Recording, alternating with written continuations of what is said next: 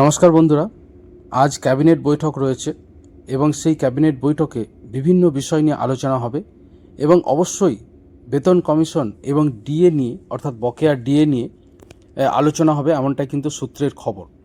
এছাড়া আর কি কি সিদ্ধান্ত নেওয়া হয় সেই নিয়েও কিন্তু কৌতূহল দেখা দিয়েছে কর্মী মহলে। আজকে আনন্দবাজার, বর্তমান, এই সময় সহ বেশ কিছু সংবাদপত্রে এই নিয়ে খুব ডিটেল খবর দেওয়া হয়েছে। সংবাদ প্রতিদিনে যেমন বলা হয়েছে, এর আগে যে বৈঠক হয়ে গিয়েছে, প্রথম ক্যাবিনেট বৈঠক, সেখানে রাজ্য সরকার একাধিক সিদ্ধান্ত নিয়েছিল।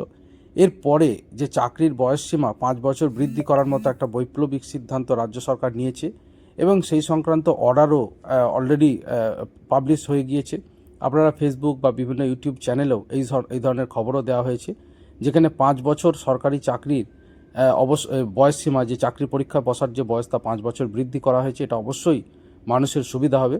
এছাড়া একাধিক বৈপ্লবিক সিদ্ধান্ত নেওয়া হয়েছে। আমরা জানি, যেমন সংবাদ প্রতিদিনই ভেতরের পাতায় লেখা হয়েছে যে ডিএ 2016 থেকে 19 পর্যন্ত মেটানো হয়েছে, কিন্তু 2008 থেকে 16 এটা এখনও বাকি।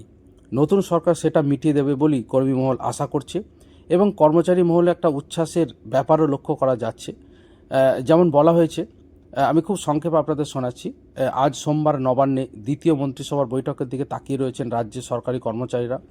প্রশাসনিক সংস্কারের পাশাপাশি দুর্নীতি ইস্যুতে কী পদক্ষেপ নিতে চলেছে সরকার, এদিন মিলতে পারে তার ইঙ্গিত।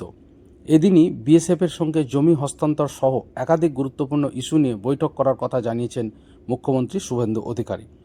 আমরা জানি, এর আগের দিনই মুখ্যমন্ত্রী বলেছিলেন যে বহু সিদ্ধান্ত তারা নেবেন, কিন্তু সময় অভাবে, অর্থাৎ যেহেতু সদ্য সরকার গঠিত হয়েছে, সেই জন্য প্রথম ক্যাবিনেট বৈঠকে সমস্ত পেপারস রেডি করা সম্ভব হয়নি। তো আজকে দ্বিতীয় বৈঠক হতে চলেছে, ক্যাবিনেট বৈঠক, এবং দ্বিতীয় বৈঠকেও অনেক কিছু সিদ্ধান্ত নেওয়া হতে পারে, এমনটাই কিন্তু জানা যাচ্ছে। এছাড়া আরেকটি বিষয় আমি জানাবো যে গ্রুপ ডি কর্মচারী এবং গ্রুপ সি কর্মচারী বিভিন্ন ডিপার্টমেন্ট থেকে কিন্তু সংগ্রহ করার একটা খবর প্রকাশিত হয়েছে। বিভিন্ন, আপনারা ইউটিউব চ্যানেলেও দেখছেন, ফেসবুকেও দেখছেন।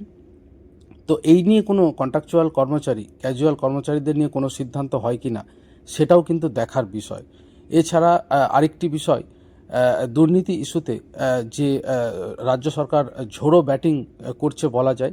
আরজি কর, অর্থাৎ নারী নির্যাতনের যে ঘটনা, নারী নিগ্রহের যে ঘটনা, সেই নিয়েই কিন্তু বৈপ্লবিক সিদ্ধান্ত কিছু নেওয়া হতে পারে।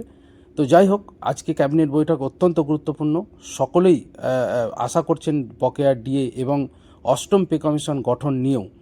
এছাড়া আর কি সিদ্ধান্ত নেওয়া হয় তার দিকে কিন্তু প্রত্যেকেই তাকিয়ে রয়েছেন। অবশ্যই খবর প্রকাশিত হলে আমি জানিয়ে দেব।